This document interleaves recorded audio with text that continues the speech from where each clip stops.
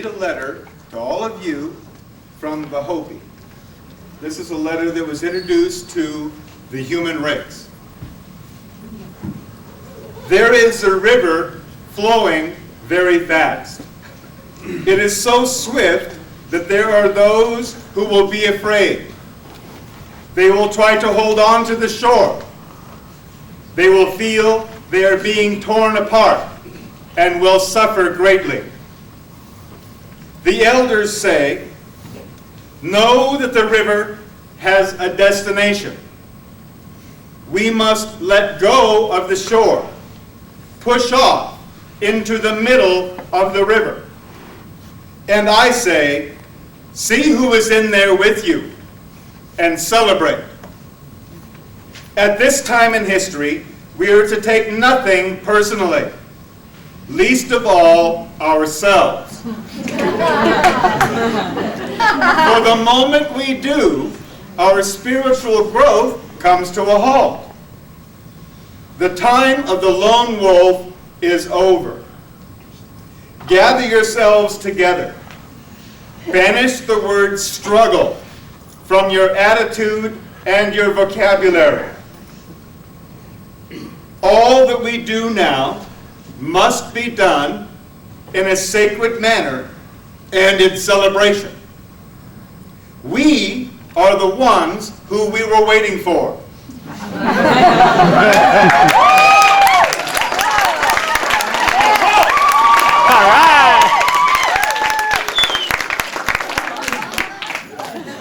Now, what gives me the right to be up here in front of this room full of people is that I've got the guts to do it. Well, actually, I came up with a formula that converts the Gregorian calendar to the Mayan calendar. And I did all this research with the Mayan elders and shaman to make sure that everything on this is accurate as per the Quiche Maya and the Yucatec Maya of Central America. So this is validated by them. And this is a tool to help you keep track of the Mayan calendar day by day by day for as long as the Mayan calendar runs. This is a perpetual calendar. Now, this piece of paper will become possibly more important as we go on with the presentation. Okay? Some time ago, about 1.5 years ago, I was fortunate enough to make the introductions or the meeting with Dr. Carl Johan Kalaman.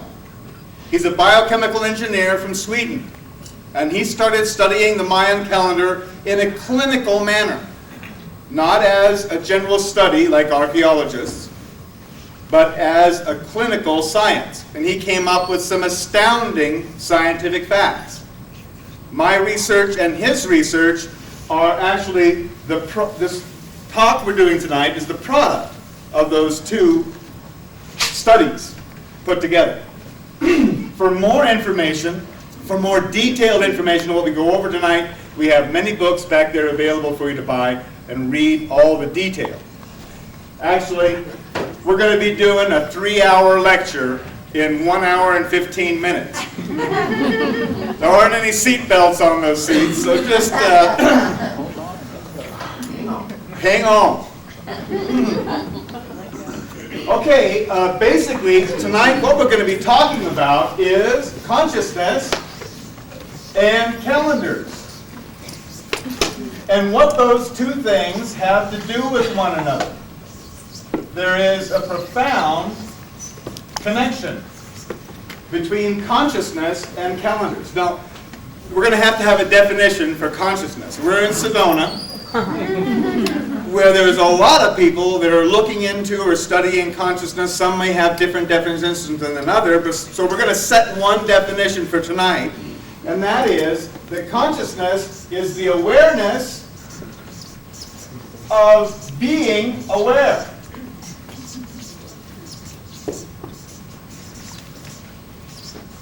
There. Whenever you notice yourself noticing something, you're being conscious of your experience. Places like Sedona are very beautiful, so often you'll notice yourself stepping back and going, wow, I'm really looking at this. which is a fairly simple explanation on why Sedona is a very conscious place. It's beautiful. And you notice yourself being conscious here more than other places. Then we're going to be talking about, is that agreed? Awareness of being aware is consciousness? Okay. Next is calendars.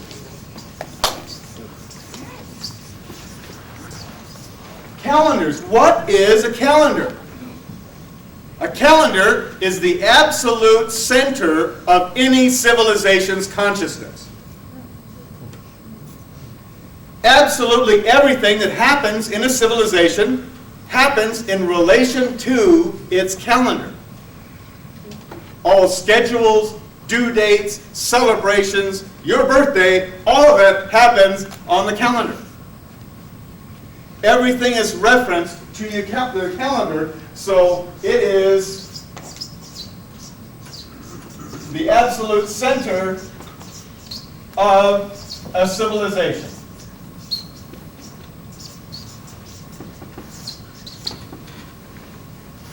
Does that make sense? Yes.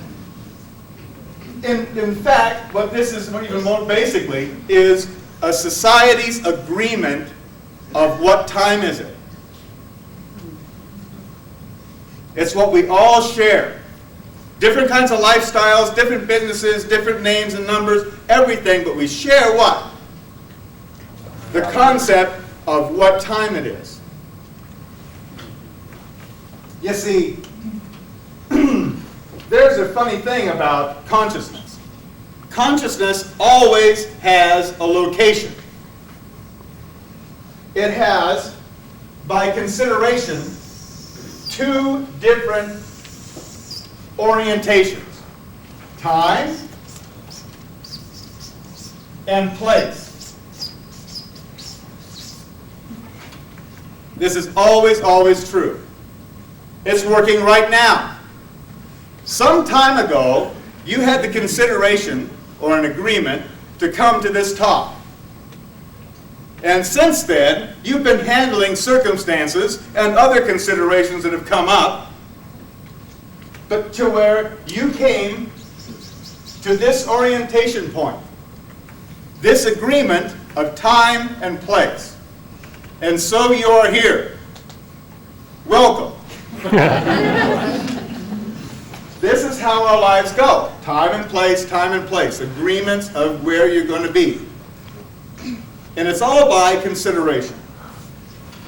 What you're doing is you're establishing a place from which to view the universe. That's a little tiny infinitesimal speck that views or experiences the universe. This is commonly called your viewpoint.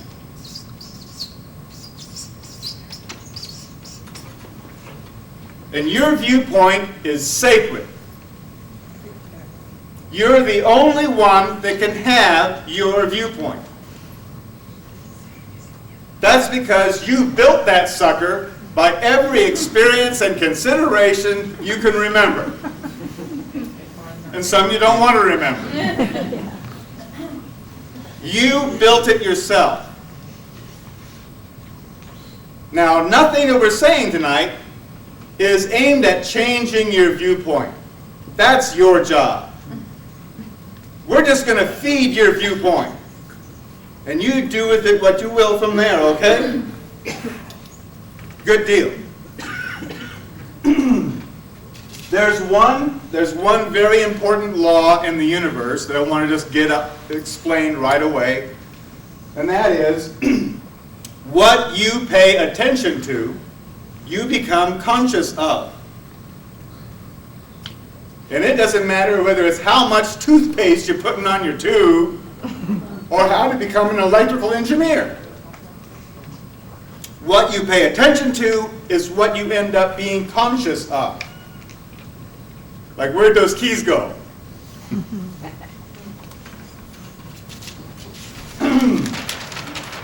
Our calendar is an agreement of what time it is, right? And it's the focus of our society's attention. Now, we go by a calendar called the Gregorian.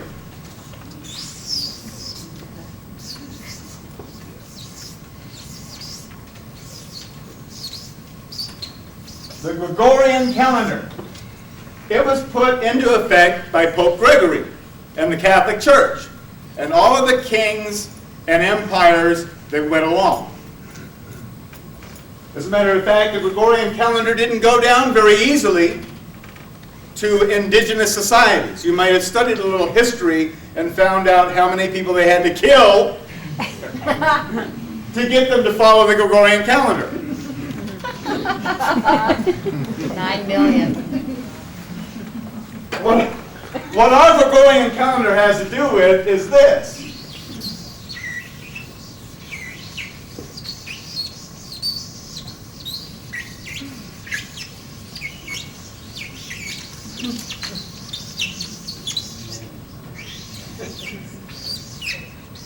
There. That's our sun. And around the sun, we have this. We have us on this. We got some continents here, some water. There's Earth. And this Earth orbit takes some 365 days in 1/4. Takes 365 days for our planet to go around the sun. And this is how we mark time. By the motion of physical objects. By measuring physical cycles and the physical evidence of things moving through space. In fact, time down here equals physical motion.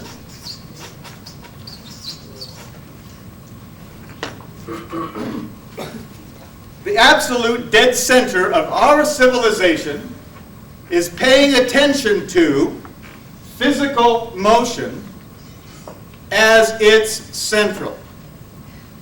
Its absolute focus. It's focused on physical. Any wonder we have a materialistic society where things have tended to become more important than people? You know, we used to have holidays, special holidays that were spiritual. Now, a really good Christmas is a lot of stuff sold to a lot of people. Not the indigenous or not the original meaning. What happened? What are we paying attention to? We're paying attention to, at the center of our consciousness, of our civilization, we're paying attention to physical only. And so there has been an erosion, a steady erosion of spiritual consciousness. We've been looking the other way, directed by our calendar. Maybe you didn't think that a calendar could be so important or so insidious. But the fact is, you know what dogma is? You know what the word dogma means? Anybody like the word dogma? No. Dogma means an unquestioned belief. Doesn't sound very healthy, does it? You know what the biggest dogma on earth is? Yeah. What day it is! Nobody ever even questions it. And if they do, that person's crazy. So you, all of us, me, all of us, have been brainwashed. Welcome to the rinse cycle.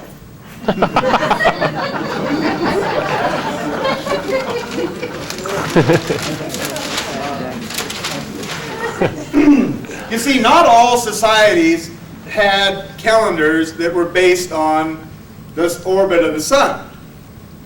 Almost every indigenous calendar had a 360-day time period. You probably heard something about that, and you heard archaeologists say, yeah, but they were so primitive, they didn't understand.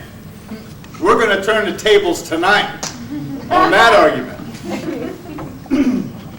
The Maya have two calendars that run together, a system of calendars, not just one. They have the Zolkeen. The Zolkeen calendar is actually the subject of this piece of paper right here. The Zolkeen calendar has a 260-day repeating time cycle. It goes 260 days and starts all over again. This was called the personal calendar of the Maya. And it's made up of 13 intentions on the part of creation and 20 aspects of creation. 13 times 20 is 260. Each day having a very specific intention and representing an aspect of creation. So every day has a special meaning, 260 different combinations. You were born on one of those days. You were born into an intention and with certain aspects. This is how the Mayan calendar was personal. But people as a Maya celebrated every single day of their calendar for the purpose it was serving onto creation as a sacred event. Every single day. That's a little different than how we treat our calendar, isn't it? So how personal was this calendar? Your first name as a Maya was the name of the day that you were born. So I would be 12 son, Ian Lundell. That wouldn't be a nickname, that'd be my first name. Everybody that was born on that same day had the same name. It's not so bad, there's a lot of Bobs running around in there.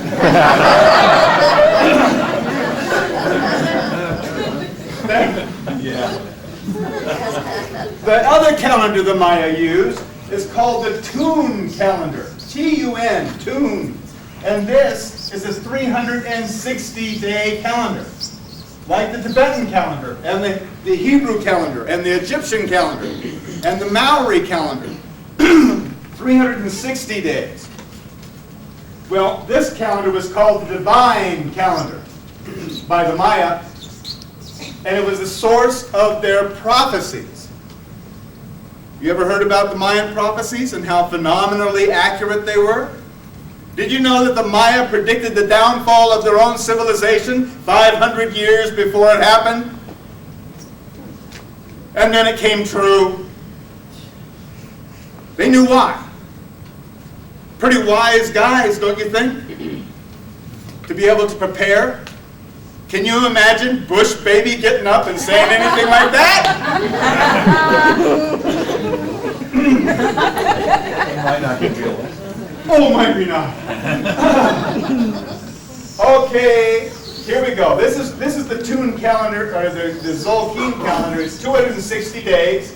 Here is, if I can do this.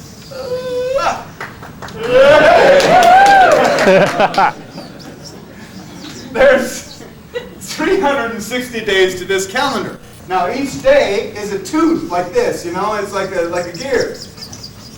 Each day has its own purpose.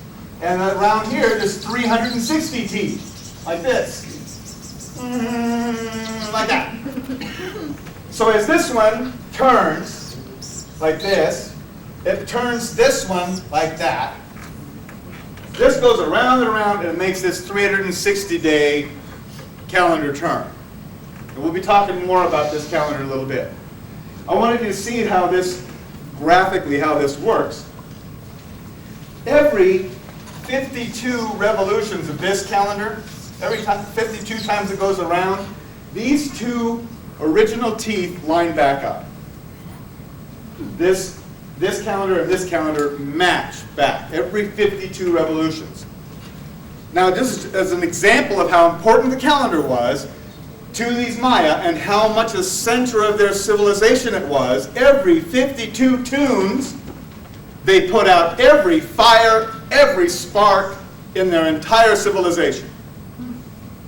They banished all debts. And they started all over. Every 52 revolutions. It was a major deal. That'd be like, turning off all the electricity in our whole civilization. Because it was time to start over. That's a pretty big commitment, don't you think? These guys were into it. But what were they timing? This is something the archaeologists haven't been able to figure out. What was the fascination of these Indians in the jungle with astronomy and these huge cycles of time and calendars and, well, let's talk about it. About 40 some odd years ago, archaeologists uncovered a big stone. I mean a big stone. It stands, well, probably as high as this thing right here. I don't know how far down on the ground it goes. It's about 7 feet wide, that thick, and it's all covered with glyphs. Glyphs are the Mayan picture writing. All the glyphs are dates. All the dates are by tunes, not by years. All the stuff they carved in stone is 360-day cycles, not 365-day cycles. Note, there are no planets, no satellites going around our solar system every 360 days. So their calendar was not measuring any physical motion, was it? There's no orbit or body going around every 260 days either. They had their attention on something else. And here's what it was. What the stone shows in Koba is that creation is actually done in 9 different levels. Let me get this different color. 9 levels of creation. Now I'm going to draw them out here. There's 2, 3, 4, 5, 6, 7, 8, 9. This one, this down here, is showing that each one of these levels is equally subdivided into 13 sections. This is all carved in stone with these pictures. We're not going to go into the pictures so much, but we'll tell you what these time scales are about. Now, in these levels of creation, there are 7 days and 6 periods of night. Where have we heard this before? Genesis? 7 days to each level of creation. Actually, the Maya weren't the first people to have this. The Babylonians had it. Mesopotamians had it. This understanding of 7 lights and 6 darks to each period of creation. Now, each one of these things has an intention. The 1 through 13 of the Zolkeen calendar match up to each one of these purposes. But I want to go through real quick and show you the different levels of this consciousness as explained. First, the timing by the Mayan calendar, and then the discoveries, scientific discoveries made by Carl Coleman as to what happened in these periods. The first period is 16.4 billion, that's billion with the B, billion years ago.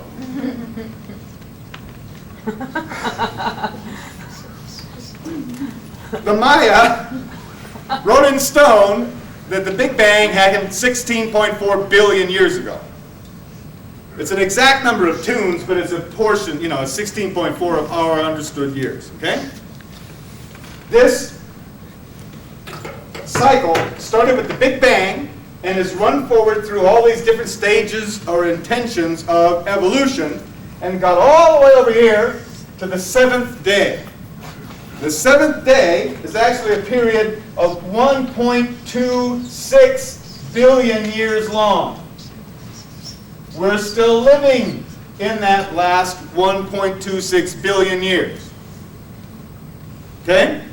Very important thing happened right here 1.26 billion years ago. The first live cell, the first individual cellular life appeared right there at that line. So this whole cycle is called the cellular cycle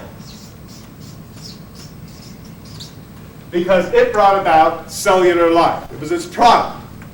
The very next cycle is 840 million years long. And what happened way over here, 63.1 million years ago, is the first live births. There were mammals just a little bit before that, but there were platypuses coming out of eggs. So the first live births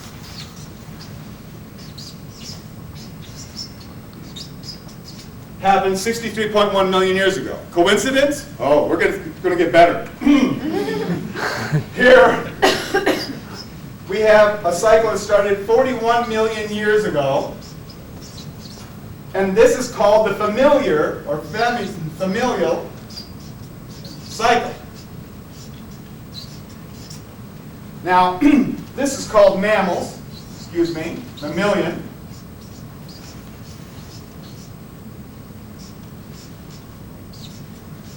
The mammalian cycle, because it produced mammals. Up here, we came to the family. Now, consciousness has a certain capacity to understand or of awareness at each one of these levels. This first level is pretty much chemical. Action, reaction, gravitation, friction, interaction between elements is what was going on down here in this cycle all the way to the development of life. But here, life developed the consciousness of stimulus response. It's a protective mechanism, survival mechanism for all life forms, including mammals. Stimulus response. Here, though, consciousness made a huge breakthrough. It went to stimulus individual response. In order to have a family, you have to first recognize individual. A herd and a family are different. A herd, you're just one of the number. A family, you establish cooperation. The family was evolved over 41 million years up to the last 3.2 million, which is when we had Australopithecus, the most ancient ancestor of humankind. Here, 2 million years ago, we started another cycle. And this cycle, 2 million years ago, was the arrival of Homo habilis, our most direct ancestor. Came into being 2 million years ago. And we started what is known as the tribal consciousness. Now, tribal consciousness, we picked up a tool here, we dropped the tail, and picked up another tool called the mind. And we started making decisions. Not just stimulus response or stimulus individual response, but stimulus difference, similarities and differences. We started making decisions. And it was a good decision. We move all the way over here to 160,000 years ago. And what we have is Homo sapiens. Showed up right at the beginning in the 7th day of this cycle. Here, we went into 102,000 years ago, we started the cultural cycle. Now, during the cultural cycle, we went from decisions to coming up with reasons. Why is there rain? Why is there water? Why is there fire? Why? This was the providence, at first, of shaman, the first cosmologists, that then became theosophists, and religious leaders, and priests, and you know the rest. Cultures are based on the reasons for survival. Down here, people were huddled together for survival. Here, people had reasons. People started developing style. They had their own reason for survival. 5,125 years ago or so, I'll go over here. This is 8,000 years ago. We got crops. The development of agriculture in the seventh day. Then, 5,125 years ago, or 3115 BC, we moved into what's called the national consciousness cycle. This, by the way, is the birthday of the first nation, Egypt, that was put together by King Minos in 3115 BC. He married the upper and the lower Nile cultures into the first nation. It developed all the way across these 13 divisions, right over here to 1617, which is when the modern nation, that is, with diplomats and treaties, and the way we do business between nations now, was established by a treaty signed just after this line, 1637. The first modern nation was formed, or a whole league of nations, actually. And this is called the national cycle. Here we started one. This is called the planetary cycle, and it is a 256-year-long cycle. It actually started in 1755 AD. Now, if you remember your European history classes in the 7th grade, or maybe the 12th grade, what happened right then was the Industrial Revolution. And we started coming up with methods to produce more power for the individual. Power to manipulate raw materials. Power to manipulate the environment. Power to manipulate each other. Right here, from reasons, we went into this national. This national is about laws and punishments. If you look at the Hebrew Bible, you'll find out that Adam and Eve in the Garden of Eden were tossed out right about here. And the consciousness of right and wrong, good and evil, was imposed. It was laid over our consciousness in this national cycle. During the planetary cycle, consciousness was aimed at one thing: power. Look at it. What has everybody in every government strived to do? Empower themselves. Well, back here in 1755, if you had a horse, you're okay. You could get there. If you had 2 or 3, hey, you had a business. If you had 25 horses, you were a rich person. You know, most of you have 150 or more horses sitting in your driveway.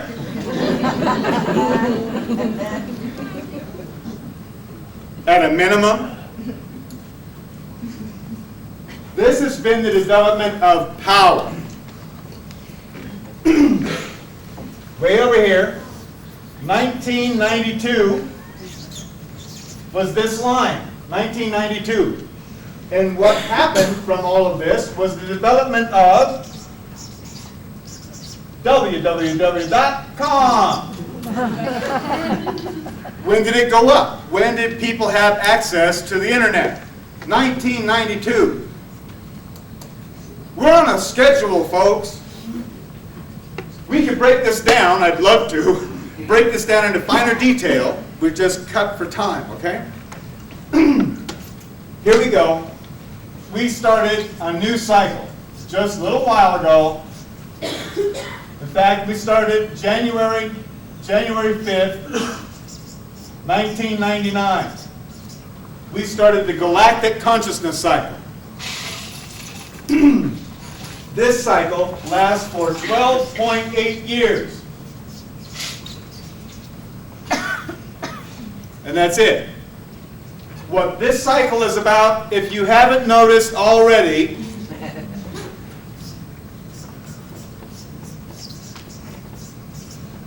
ethics. What is happening to that power train that has been running you guys all ragged? It's getting its ethics put in, ain't it? This is a movement and a development on the part of creation, period. We can all help, we can all participate, but we're going to watch ethics overcome power in our lifetimes. In the next...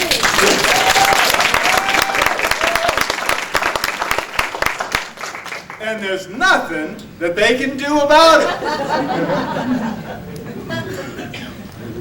Okay. Where are we in time? What?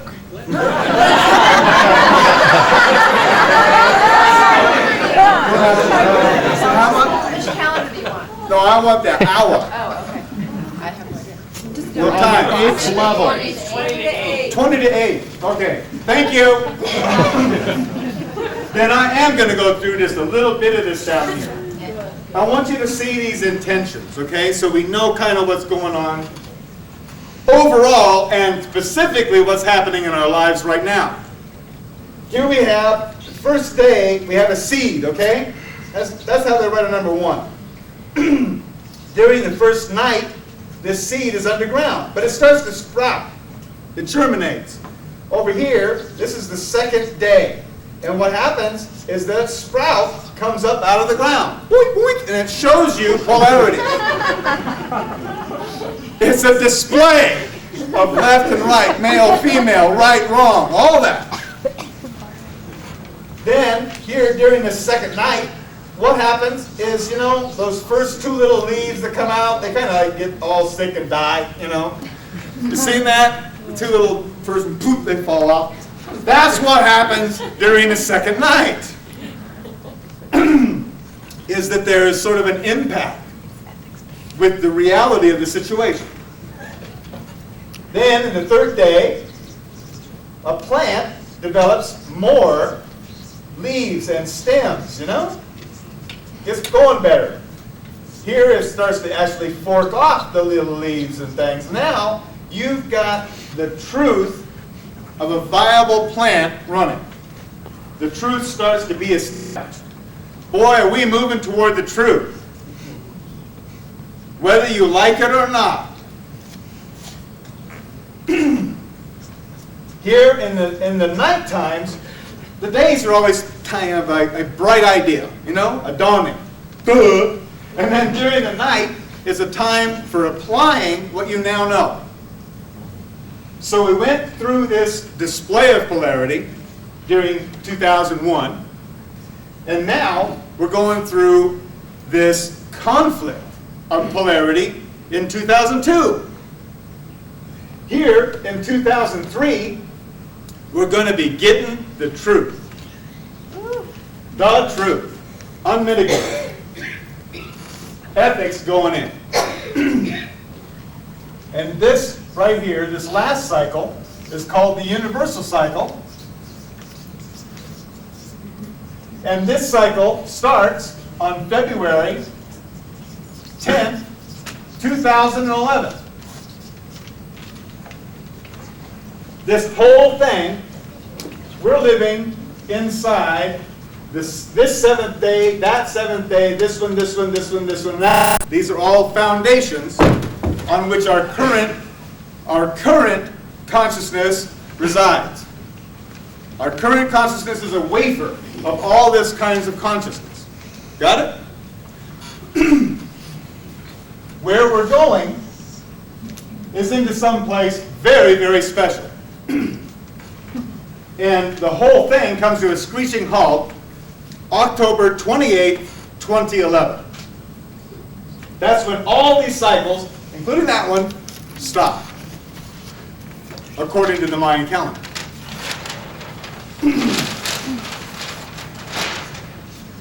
What we got is, you probably noticed, let me go back just a moment. You probably noticed that there's a descending timeline here. Excuse me, come on over. You probably noticed that there's a descending timeline. Here we got 16.4 billion years, and up here we got 2 million years, all that, right? 102,000 years.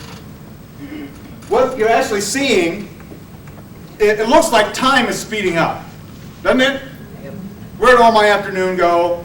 Where was last week? You know, time seems to be speeding up. That's not really true. Time is going the same speed. Creation is speeding up. Creation is presenting more and more and more of itself, more and more data, more and more knowledge, more and more substance in every moment than ever before. This is actually very, very good news, but we have one hurdle to get over. 2 million years ago, we picked up a tool called the mind. And this thing is going to cause us some problems. Already has. Yeah. Okay, the mind. What is the mind? The mind is a tool. It's a tool, like a paintbrush or a hammer. A carpenter doesn't think himself to be the hammer, does he? But there are a lot of people that think themselves to be their mind. Get over it. A mind is a tool to tell the similarities and differences between things and make decisions concerning survival. It does that with individual pictures. Did you know your mind has a speed limit? Yes. Psychologists don't talk about this very much, or psychiatrists, because the speed limit has to do with a thing called subliminal advertising. Of course, you would never have experienced that. Subliminal advertising works by throwing one single frame into a series of pictures that you're taking constantly. It's called the flicker frequency.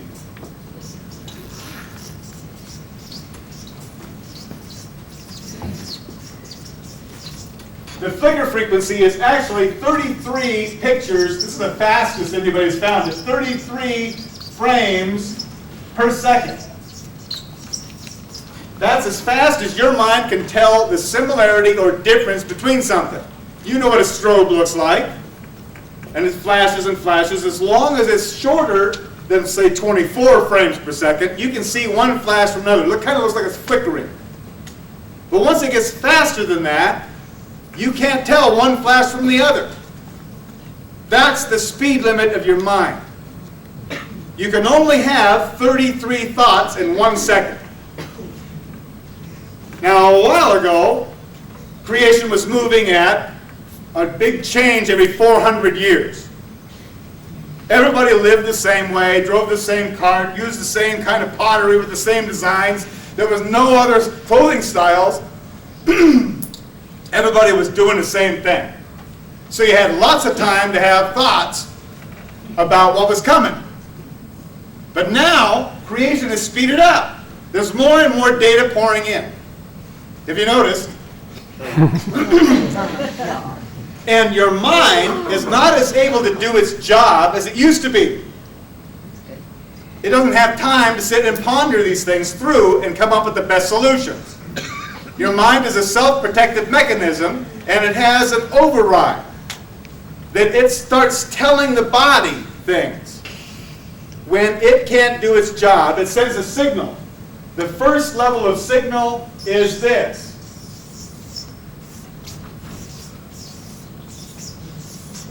Stress. This is your walk away response. You're supposed to get up and leave. Because there are things you're not certain about here. That's dangerous. Now, we've all become accustomed to stress. In fact, it's now a character judgment on you. How much stress can you handle?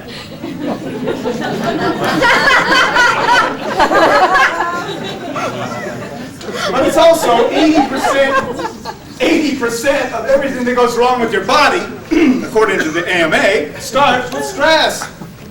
And there's a worldwide epidemic of it. Maybe we're getting a little clue as to what's coming, what's going on here. There's more and more creation in every moment. More and more for you to know. And the mind is not capable. It's not built for speed, not the speed we're talking. If you make a phone call, you're tapped into computers that are making 1 billion decisions per second. Your mind's doing 33.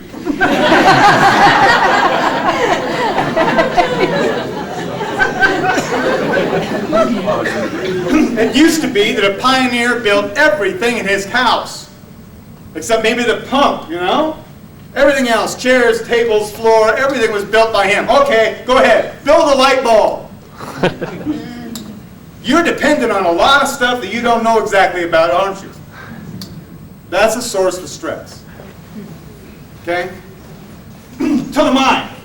To the mind. Now, stress is not the last word in this.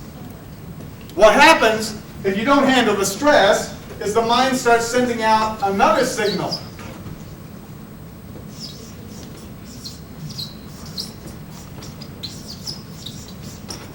In this case, basically what the mind does is gives your body a shot of adrenaline and checks out. There is no more rationale. It's just, okay, body, you get us out of here. And you either fight or run away. This is Columbine High School. This is road rage. This is desk rage. This is terrorism. But sometimes a person can run away or is not strong enough to fight his way out, right? What happens then?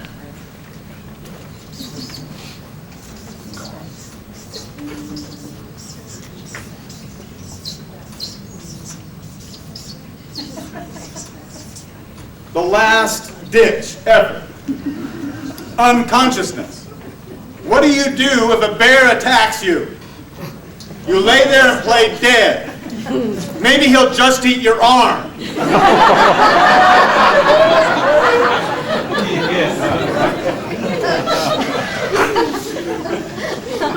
It's a survival mechanism.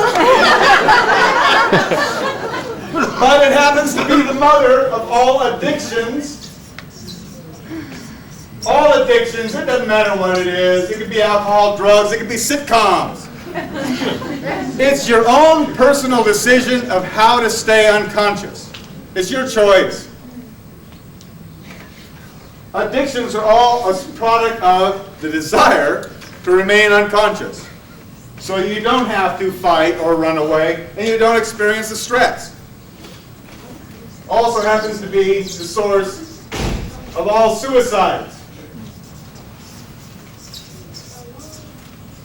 Now this is kind of the bad news about the mind, you know?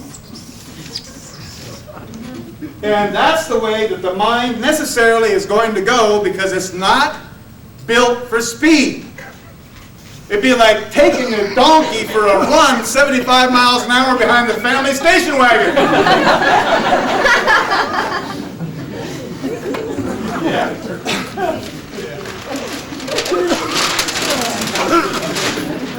Okay, so since it's fairly obvious that we're all going to be going completely out of our minds, what is just outside your mind? What's just outside is your intuition.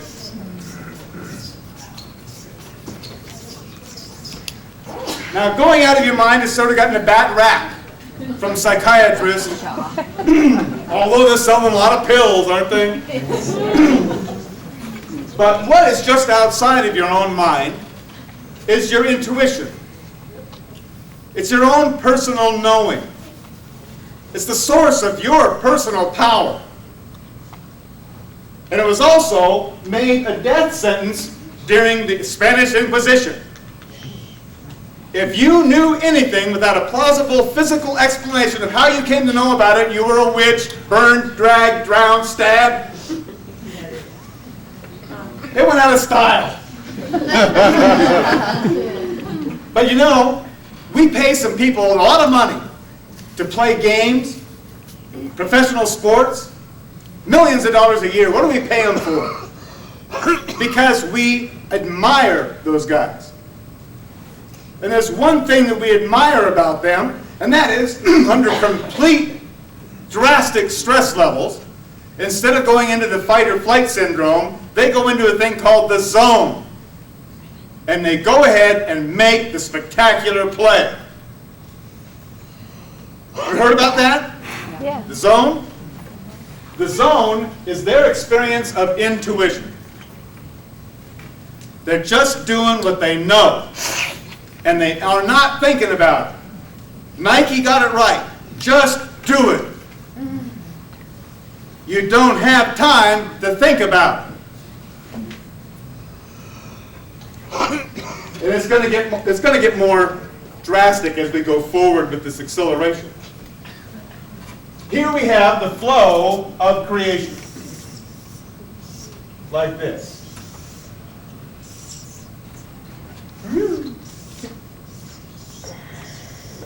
We've got creation flowing along here. And have you ever noticed that your intuitive moments seem to be timeless? Like, it's not until later you go, well, where'd all the time go? Right then, it seemed like time wasn't going by. Happens to these athletes too. In fact, things look like they slow down. You ever heard them talk about that? Their consciousness is oriented. At that moment, it's oriented to the flow of creation. Still oriented by time and place, but for those moments, they are moving with creation, so time isn't going by. Okay? They're actually more or less riding this flow, moment by moment by moment by moment by moment by moment. Now, doing this, I think everybody would say is beneficial. Didn't it feel real natural and powerful to you when you were in your intuition? Didn't it? Yes. Okay. You're still with me. Yes, it is very powerful and very important. We have these two orientations for our consciousness in our society. It's what is recognized, time and place. The Maya had some extra help. They had a calendar which determined for them at the day of their birth what their personal intent was. Have you ever been someplace that you didn't really want to be? You didn't intend to be at school or at work or in the middle of an argument? Did you feel very centered in those situations? No. But when you intended to be where you were, doing what you were, didn't you feel centered? Good. This Mayan calendar provides that orientation. by the day that you were born, you would find your personal intention for this lifetime. Then, the Tune calendar, the 360-day calendar, the divine calendar, would explain your participation in all of creation. So the Maya had two other orientations: their own personal intent and their personal participation in a divine plan. What divine plan? In our society, there isn't one. It's all been just a happy little accident.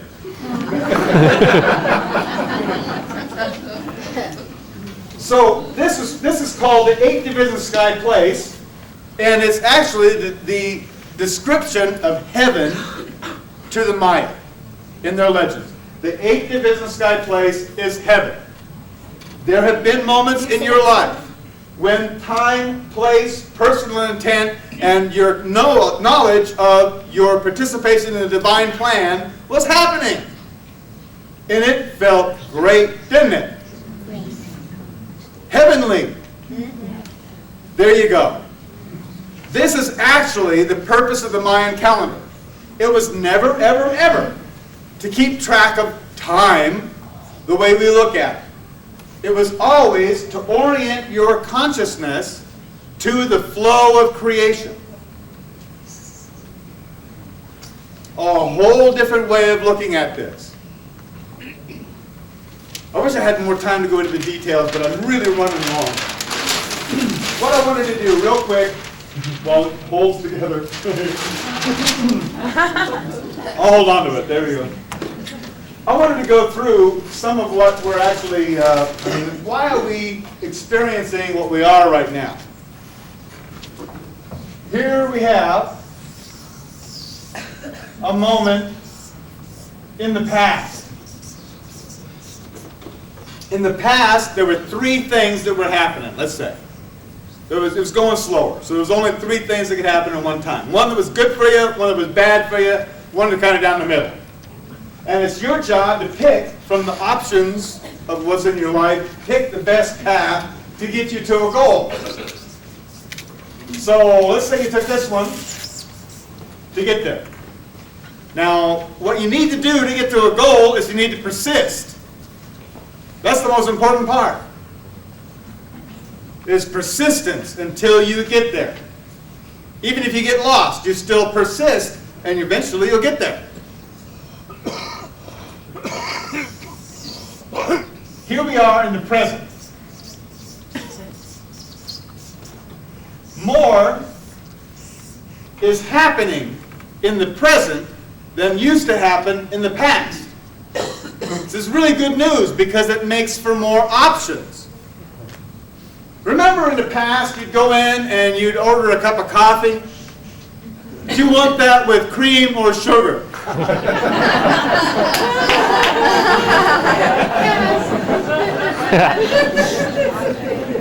You get my point? Starbucks. So here we are, Starbucks, right here. You used to go to the movie. You used to figure out which movie house you want to go to, right? Now you figure out which multiplex, 24 multiplex you're going to go to, and then stand there and look at all the options of what am I going to pay attention to tonight. You have more options as to what enters your viewpoint. And this is going to become not just drastic, but radically extreme. More and more, you will be choosing exactly what your experience will be as this continues to accelerate. What you pay attention to, you become conscious of. And it's going to become quite literal. Look at how it's changed already. Okay, here we are in the future. Now the future is going to have more and more and more and more options open for you. Has anybody noticed that we are swimming in a sea of miracles? Yes. Have you? Yes. Just from, let's say, 200 years ago. Oh, no, that's too long. 120 years ago. Before there were cars and telephones, let alone radios, televisions, computers. Come on. You guys are all wizards.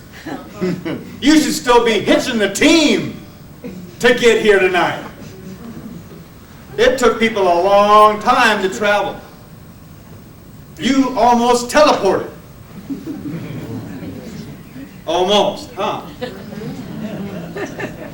Well, you know, there are miracles. The lights in this room are miracles. Medical miracles. How many people in this room are alive because of a medical development that would have killed your grandfather? There you go. Okay. And some of you don't even know. There are more and more miracles happening all the time. And it's going to continue. Just one of the miracles that has occurred recently is doctors have discovered the fuel of your immune system. Imagine that. I mean, well, imagine this. You take antibiotics, right? No. Good. Well,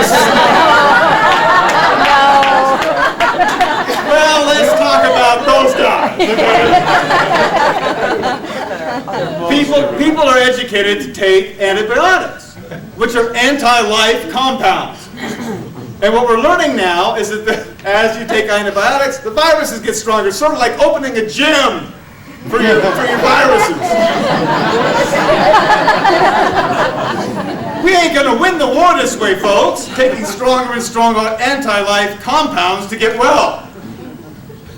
So this is a tremendous breakthrough. I mean, look, your immune system is the smartest thing in your body. It knows exactly what your body needs in every circumstance. True, your immune system is under heavy stress from attack all over. But first and foremost, recognize that it has been evolved over the last 16.4 billion years, and you are the direct recipient of all that evolution.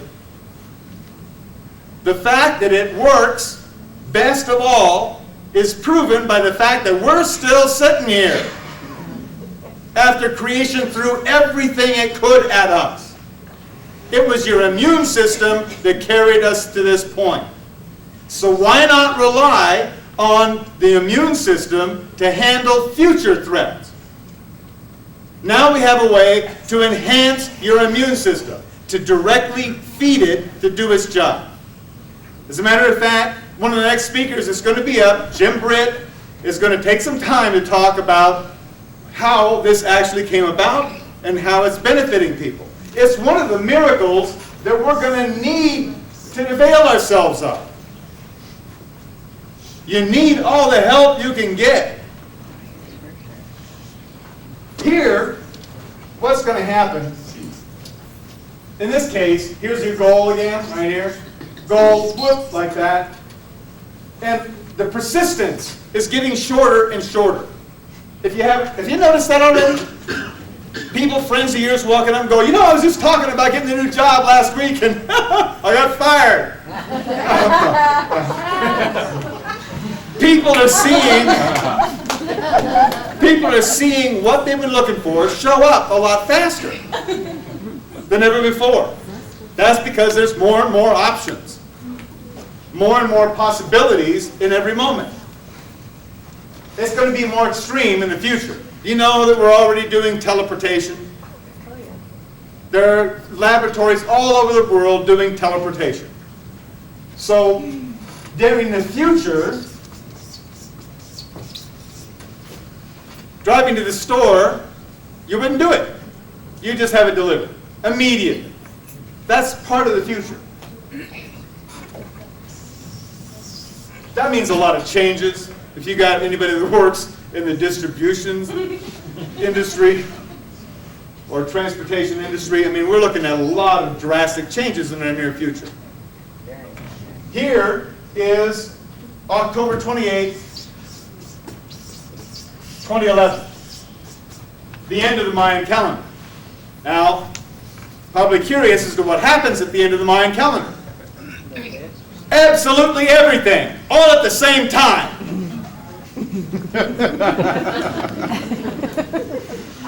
Creation is speeding up and creating or putting more and more of itself in every moment.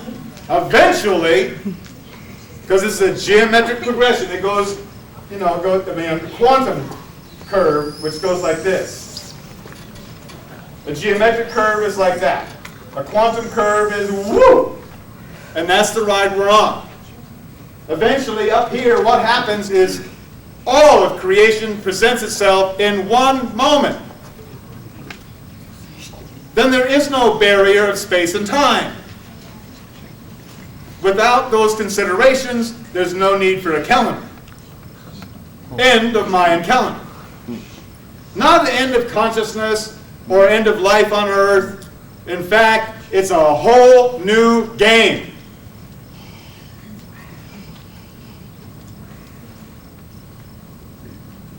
Well, I want to thank you very much.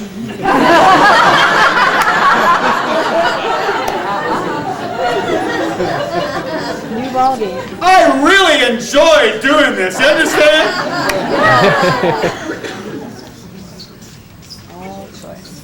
Right on. You guys are all going to now digest this information. You're going to be putting it up next to your own experience and what you see happening. And what really, we share a responsibility to, first of all, use this information in your own life to benefit yourselves. To take notice that this is all a process and a pattern. It is predictable. Peace of mind. Peace of mind comes when you're centered, doesn't it? Well, where does centeredness come from? Certainty. That's where, when you're certain of something, you're centered, right? Where does certainty come from? The recognition of patterns. When you recognize the pattern, then you're certain and can be centered and achieve peace of mind. In every new thing you've tried to learn, you've run that course. It's the same for the whole game.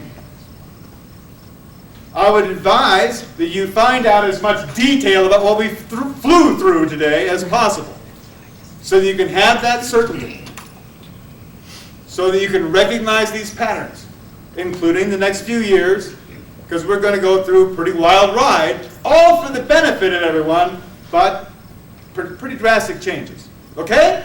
Thank you very much.